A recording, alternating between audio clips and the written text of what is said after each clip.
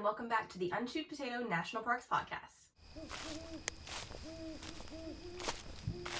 Hello, welcome back today for another fun episode. Luna wanted to join, but now she's decided she doesn't want to join, so that's kittenhood for you. So today's episode is an interesting one. I wanted to tell you guys today all about our adventures in Great Basin and some other national park sites that are close by. We took this trip in September of 2022, so almost 2 years ago now. So I'm going to be recounting our adventures along with Luna nudging the tripod. This cat is my shadow, I swear. Like, you guys are just gonna have to get used to her in videos because this little kitten is my shadow. I might do an episode all about her someday. Luna, come here. Like, if I tried to film an episode without her, like if I put her in a room or in her crate or something, she would just cry the whole time. She has to be next to me. She is my little shadow. I love this cat so much. But anyway, so back to today's topic, which is Great Basin National Park. We also visited Fossil Butte National Monument and Timpanogos, I'm probably saying that wrong, Cave National Monument. I think they all just say Temp Cave out there, and I know why. So we took this trip really for my 30th birthday. It was actually the week before my birthday, but this was kind of supposed to be my birthday trip. And so we left on Labor Day. So, couple things about traveling on a national holiday when banks are closed. If you have a credit card or you have like all your money already squared away, you're probably going to be fine. However, so let me tell you this little adventure we had right at the beginning of our trip. So we flew from Louisville, Kentucky to Salt Lake City Airport on Labor Day, on the actual Monday. At the time, I think we only had one credit card between the two of us, and we had already paid for pretty much everything on this trip. Like everything that we had already booked as far as flights, hotels, the car we thought, and everything else was like already paid for on the credit card. So we just left it at home. We both took our debit cards and some cash to cover food and whatnot. But we weren't really thinking that we actually needed a credit card on this trip because we were thinking pretty much everything was paid for. So everything's going fine. Flight takes off like it's supposed to. I think our layover in Chicago took off when it was supposed to. And like we flew into Salt Lake City when we were supposed to. We landed, like everything was on schedule. So we get to the airport. We go over to the desk to get our rental car. And of course they want the credit card that we made the reservation with. And we don't have it. And so we're like, well, we have our debit cards, let's just do that. So I can't remember exactly all the details. We went back and forth trying to like get either one of our debit cards to work. So what the issue is, we have a small local bank and there's like a daily spending limit on our debit cards that's like just a few $100s. And you can call and get that lifted. It's not a big deal, but you have to call in and get it lifted like while you're, before you make the purchase or while you're actually in the process of it. So with most car rental companies, just an FYI, because I actually didn't know this, most of them will put a hold on a debit card, which is several $100s. And then your car rental is probably several $100s. So anyway, between the two of us, like we had the money in our accounts, but we couldn't access it because it was more than our daily spending limit. So it was more than $1,000 for like the hold and the car for the week. So anyway, we went back and forth with like several different companies, even just trying to like rent the car for a day. It still put us over the spending limit. So that's just one of the prices you pay for a small local bank. I like having a small local bank, but definitely take credit cards with you if you have a local, small branch bank, because you probably have the same issue that we had. So anyway, long story short, we Ubered back and forth a couple times from our hotel back to the airport trying to work this rental car situation out. We could not get our rental car on the first day. So our itinerary for the first day was to drive over to Antelope Island State Park. However, we didn't get to do that on day one because we didn't have a rental car.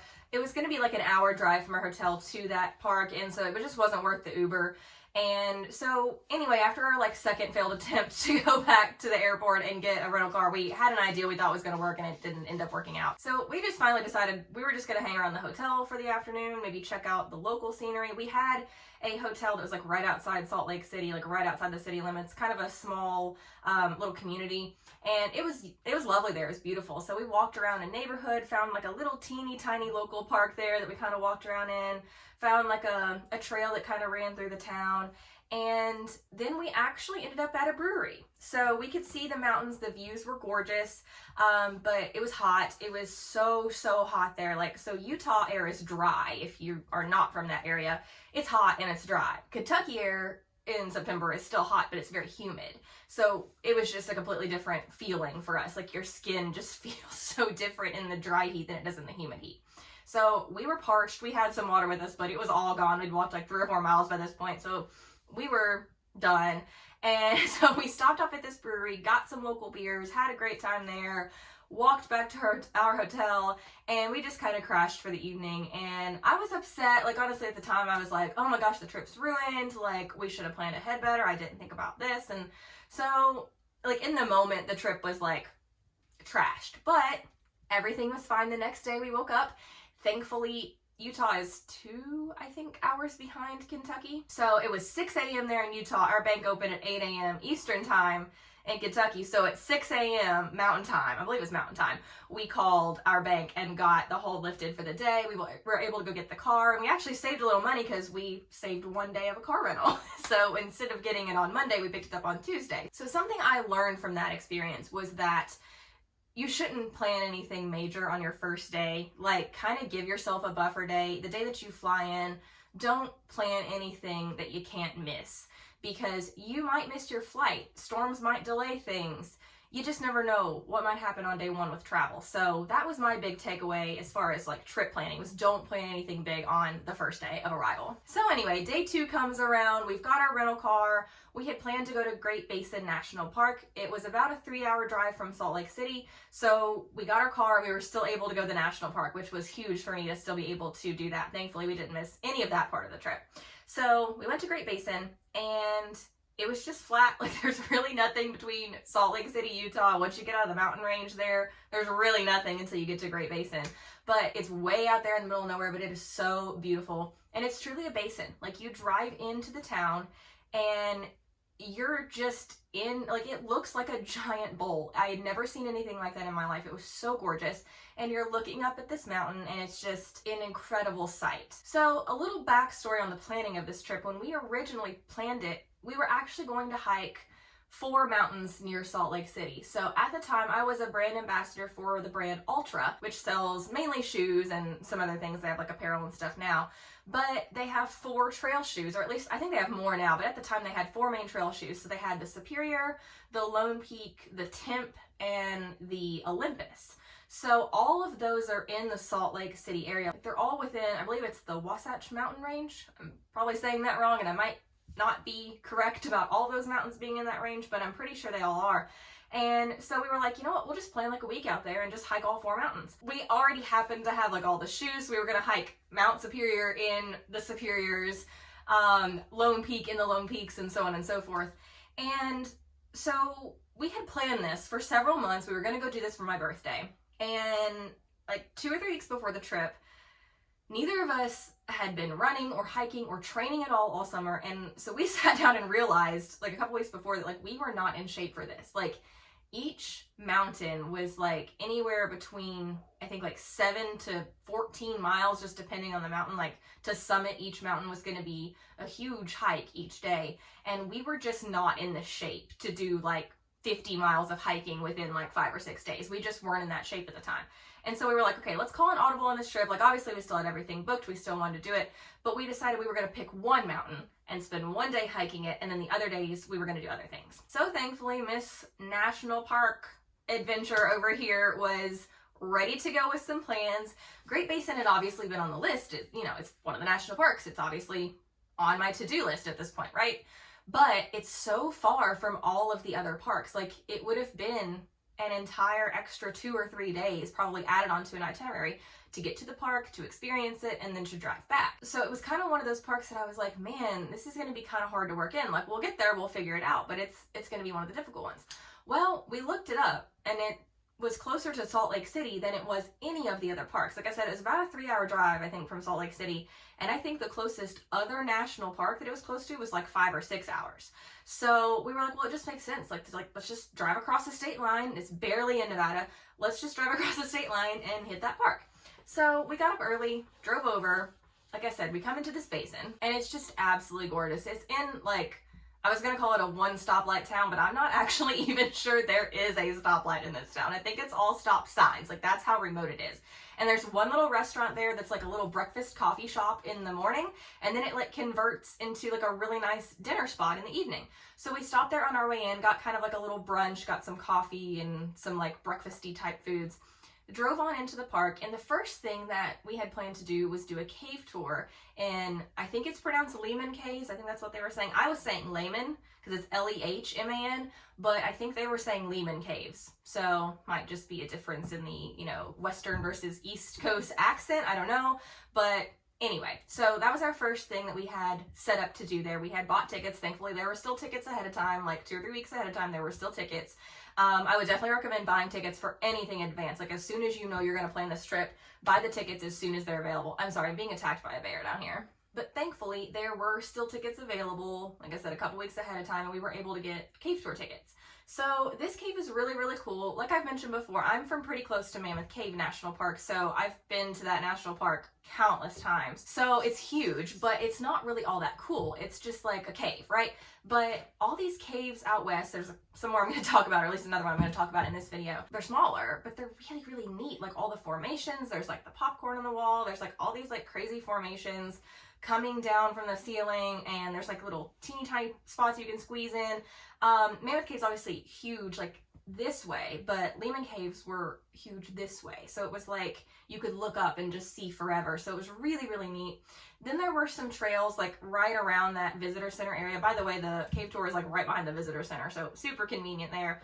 So we stopped in, got our stamp, did all our visitor center stuff, and then went on the cave tour, and it was all right there. So there's like a little trail that runs up behind the visitor center. So we're walking up through there, and my boyfriend decides for my birthday that he's going to give me this ring right here that I'm still wearing almost 2 years later, which is absolutely gorgeous. It's a sapphire, so it's my birthstone. So we're like walking on this trail, and he just like kind of gets down on one knee and like gives me this ring, and so it was really, really cute. So that's still like a really cool memory that we had from that trip. But then anyway, after that, we got back in the car and we started driving up Wheeler Peak. So this is like the main mountain in the park, like where most of the hiking is. And we just kind of did like this scenic drive with like all these little stop-offs. I think it was on the NPS app or on the website or something. I looked it up and saw like all these stopping points on the scenic drive. And so we did a few little hikes like here and there on our way up the mountain. But then we got to the top and we did like this hike around some trails up there to like kind of see everything from close to the summit. And there's so much more to see that we didn't see. There's the Lexington Arch. There's a glacier that you can, I think, hike either to, or you can see it from the end of the trail or something. So had we actually been planning this trip around Great Basin, we probably would have planned to spend at least 2 days in that park. Because of the way things kind of ended up getting, you know, like skewed, we didn't get to obviously see everything in that park, but there was a lot more to see than what we did see.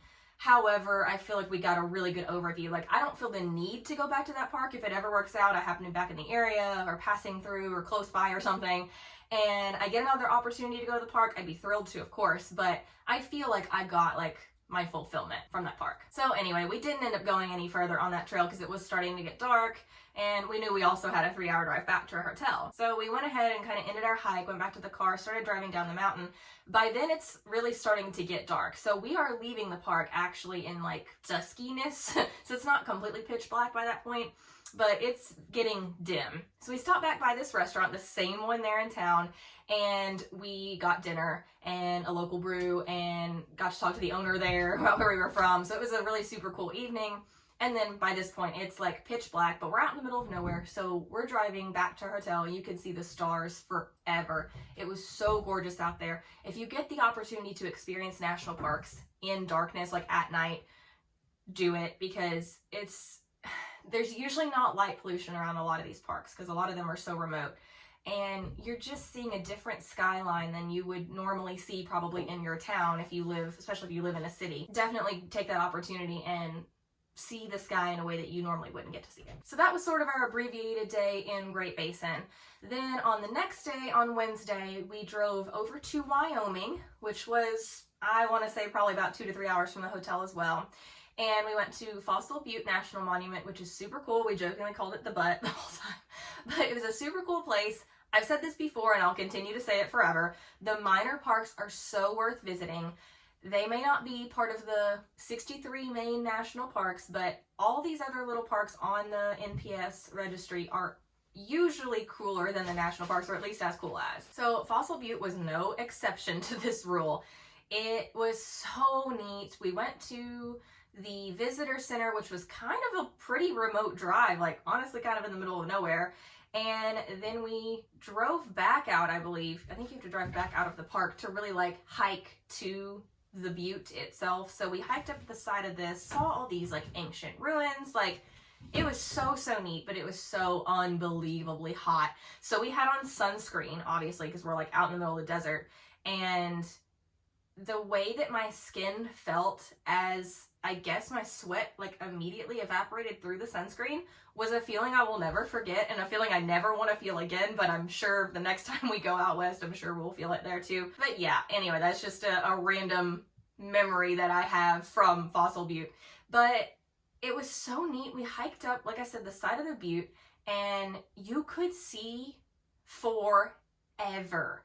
I had never been able to see, like, I've never been in an experience. I'm like flabbergasted just talking about it now, almost 2 years later, because it's still such a memory. I can't explain it. I mean, you could just see, I felt like I could see the entire world. Like, I honestly felt like I could see the whole planet. And we weren't even that high. We were like a few hundred feet in the air. It's not like we were like on this huge tall mountain.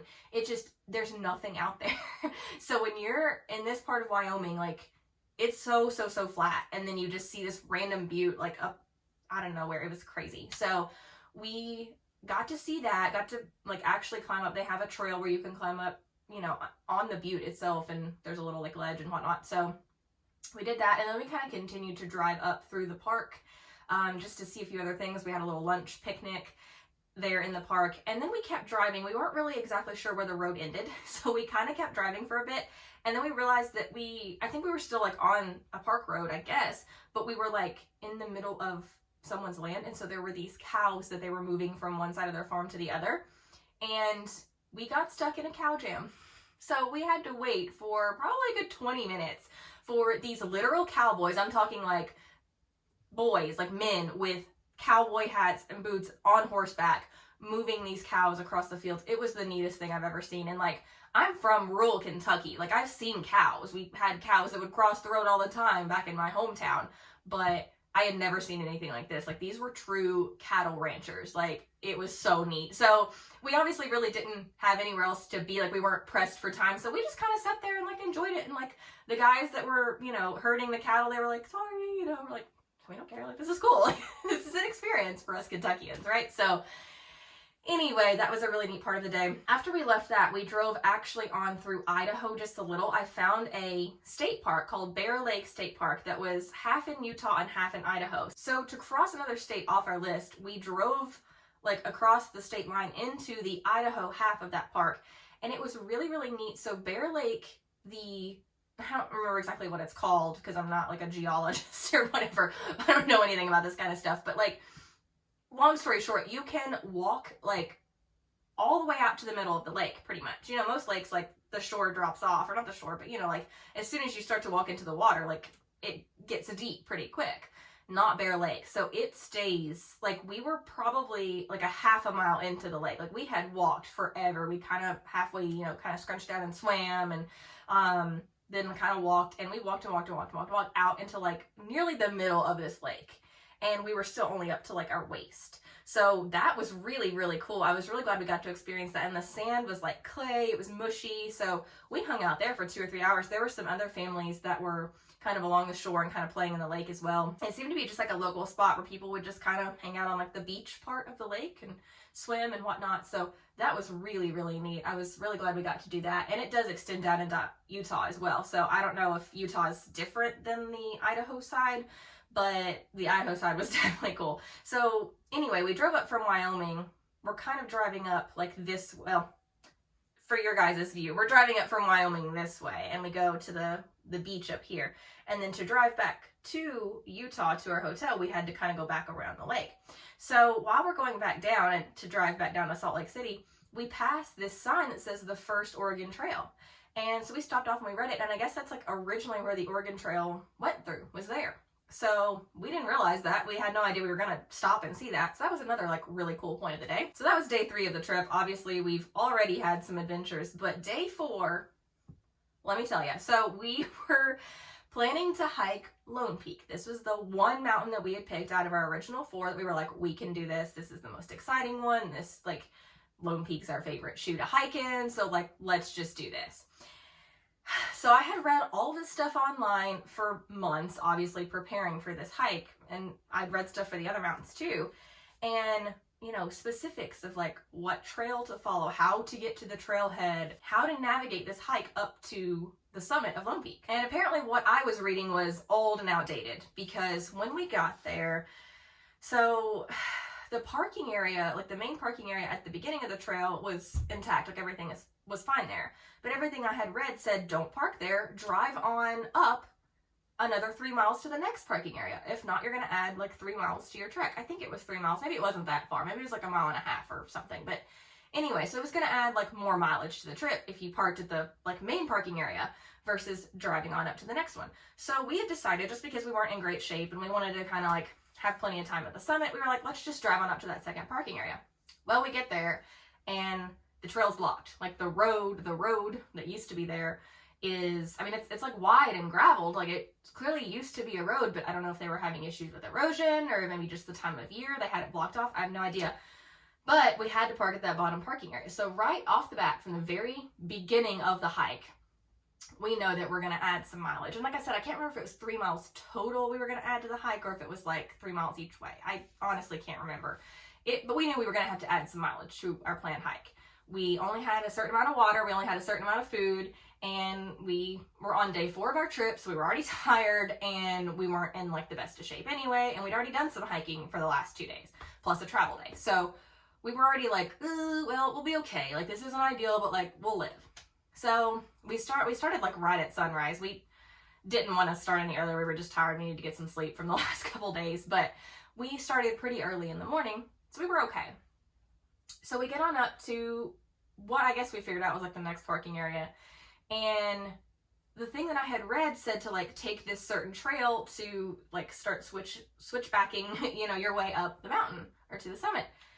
Well, we get there and this trail doesn't exist. Like, so actually we didn't even really figure out immediately that it didn't exist. We couldn't find it. Like, my directions said it was like a certain mileage in, and by the time we got to that certain mile, like we redid the math on, you know, adding that mileage, however much it was at the beginning, but still we were like, well, it's got to be close to here. It's got to be around here. We're looking on the map. We're looking on Strava. We're looking on Google Maps. We're looking on Ultra. Like, we're looking on every resource that we have, plus the like screenshots of all the stuff that I've researched, and it's nowhere to be found. So we walked back and forth. I think we probably added like a mile or two walking back and forth, thinking that we were just missing it. And finally we just decided to go on. We were like, well, maybe we'll just find some other trail or we'll do something else. I don't know. So we're aggravated. It's hot. Like, we're already kind of irritated that like we can't find this trailhead. But anyway, we keep walking. We get to this next little area, and on this map it's telling us that like this trailhead is like right here, which is like way past what our research and all of our maps were telling us. But anyway, so we've got like this official like park map or trail map. Well, no, it's not in the NPS system, but we had like an official like trail map there on the trail. So we're like, okay, we'll just go on up like a few feet further basically to where it's telling us this trailhead is. So that's when we get there and we realize this trail no longer exists. There is a sign there that's telling us, do not take this trail. It doesn't exist anymore. You have to reroute and go up this other trail to get to Lone Peak Summit. This is going to add several miles to our trip. I think it was like somewhere between like 4 to 6 miles, after we've already added some miles at the beginning and added some miles backtracking back and forth trying to find what we thought was the trailhead. So we're like, okay, fine, let's just do it. And so we do. And it was, I mean, I think it was like between 5 and 6 miles, somewhere in there, that it ended up adding total to the trip. And so we're preparing. I think we had thought that it was going to be like an 8-mile trip, I think is what we had planned, like 7 to 8 miles total is what I think we had planned for. Then we realized right off the bat that it was going to be like 9 or 10 miles. And we added a couple more, and then this added like 5 or 6 miles. So I think the whole round trip, like if you planned for like a 17 to 18 mile trek, you'd be good. If you planned for that, you brought enough food, you brought enough water, you trained for that, and you were like mentally prepared for that, then good, you're good to go. We were not prepared for that. So anyway, we hiked this trail, this other trail around, and we got to Lone Rock. We got to that little point, and I was just like dang near done. Like, I was pooped. I was so exhausted. We were getting really low on water, like dangerously low on water by this point. We sat on a little rock to take a picture, and I sat on a little like cactus, like a little piece of a cactus. So I had like little holes in my butt, and that was so painful. Oh my gosh, I'd never actually encountered a cactus before. So painful. And I sat on it, like my full body weight. Like, I plopped down on this thing. Oh, so funny now, but so painful at the time. So anyway, we get up to like this little marker, and we see 2 Lone Peak Summit. And I'm looking at it, and I can see, like, I know for sure, because we'd also been wondering, like, oh, which one's Lone Peak? So anyway, we finally figured out that's Lone Peak. But I mean, just visually looking at it, like, it was probably another 2 miles at least to the summit, 2 or 3 miles. Then you gotta hike back down. You gotta add all this other mileage back. So anyway, we're basically at the base of Lone Peak by now. We've hiked all this way around, like, up the lower part, I guess, of the mountain to get, like, to this base of Lone Peak. And we're looking at it, and we're just like, if we try to get up there, like, we're gonna die because we're gonna be dehydrated, and we don't have enough food, we don't have enough water. We are just not prepared. Like, we're so emotionally and mentally tired, plus physically. And so I'm sad to say we did not actually end up summiting Lone Peak. We looked at it, we took pictures, and we were like, maybe someday. If we prepared for it, we could have done it. I mean, an 18-mile hike is not out of our realm. Like, it's possible for us to do that. We just weren't prepared for it. So anyway, we plod back down the mountain. I'm like in tears by the time we get to the bottom because I'm bummed we didn't get to actually summit the mountain that we originally planned this whole trip to do. And I'm tired, I'm hungry, I'm thirsty, I'm so thirsty. And I'm like in pain. It was like the worst. And like looking back, it was an experience. Like, we enjoyed it. We enjoyed the time together. It felt like such a bummer at the time. So that's all we did on day 4 was fail at summiting Lone Peak. So anyway, on the way back to the hotel, we stopped off. We got like 4 Gatorades and like chugged them. We were so thirsty.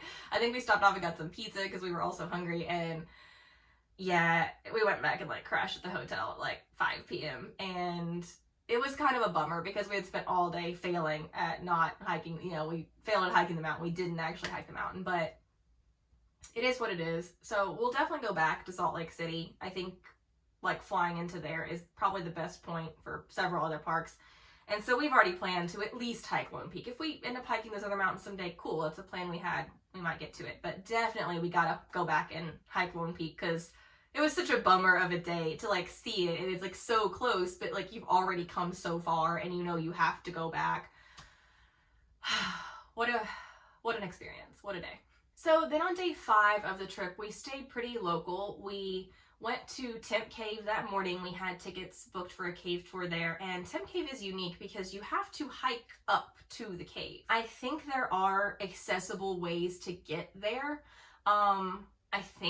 I honestly don't know. Like, I don't know that if you can't hike up the hill, the mountain, if they even let you do the cave tour, because it's somewhat strenuous too. Like, there's some crawling and some stairs, I think, in the cave tour. So unfortunately, I don't know that there's really a very good accessible option at Temp Cave. Some of these national parks, there aren't a lot of accessible options as far as experiencing, like, you know, caves and mountains and things like that. But so that was a bit of a trek up to the cave itself, but it was all paved at least, and there was like some history along the way. So that was a really cool place too. The visitor center there was really neat.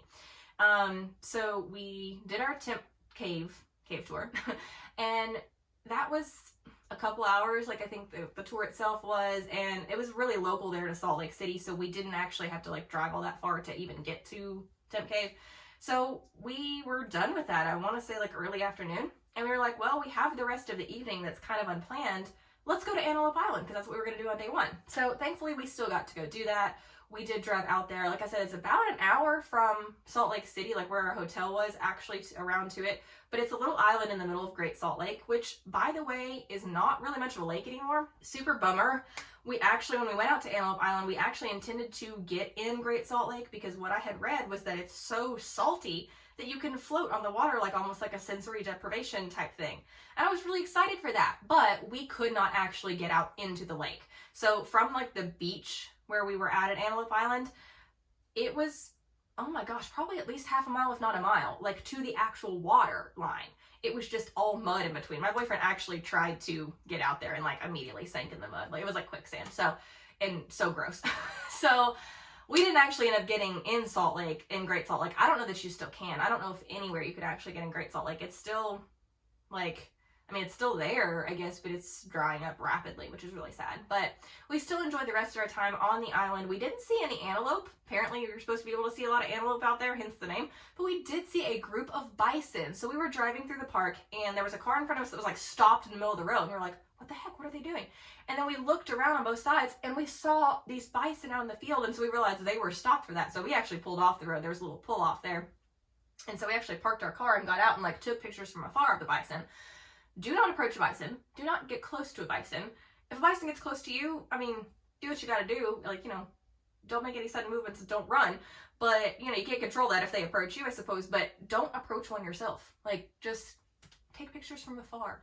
So anyway, they were out in the field. Some were sleeping. Some were kind of standing up. And I think we actually saw some more later on driving, but they were like way further off. But this was, I mean, this was close enough for comfort. Like I really didn't want them to be much closer to me than they were, but they were close enough we could see features, we could see fur, we could get good pictures. So that was really neat. And we did a little hike out to like this rock formation, like kind of a cliffside there, I guess. And we were able to kind of see some more of Great Salt Lake and kind of more of the park. And it was just a really neat picture spot and kind of a really secluded area that we kind of just hung out in for a little bit and sat and rested. And so that was a really nice end to the trip because we knew we were wrapping it up that night and going home the next day. So that ended up being a really nice evening to the trip. I'm glad we still got to do Antelope Island, even though we didn't get to do it on day one. It was actually a really nice closer for the trip. And then on day 6, on the Saturday, we flew home, and there were actually some storms that came through. I think it was Denver, and that was where our flight was coming back through. So we almost missed our flight. Like our flight from Salt Lake to Denver got delayed. And so we assumed our flight out of Denver back to Louisville would get delayed, but it didn't. So we almost missed our flight back home. Like we were the last ones on the plane. Like we were running onto the plane as they were closing the gate. But we made it, and we made it back home on time, safely, and very, very, very tired. So yeah, that is the very long summary of our trip to Great Basin and other NPS sites out in the mountain region. All 3 of the actual NPS sites that we hit, I would absolutely recommend. They were all phenomenal. Timp Cave has really, really cool history, really cool cave formations. Fossil Butte was phenomenal. I mean, honestly, such a little hidden gem out there. And then Great Basin, I don't think is a highly visited national park either, and definitely worth the visit. Like I said, it is pretty remote. It's pretty far from everything else, but it is absolutely worth the visit. And if you go, definitely do the Lehman Cave tour. It was so neat. I love caves, and I love seeing other different types of caves on the other side of the country where their landscape is just totally different. So that's really all I have for today. I hope this was interesting or helpful if you are also planning a trip to Great Basin or any of those surrounding areas. As always, if you have questions or comments, leave them below, and I will do my best to answer you. And I will see you guys in my next episode. Happy trails!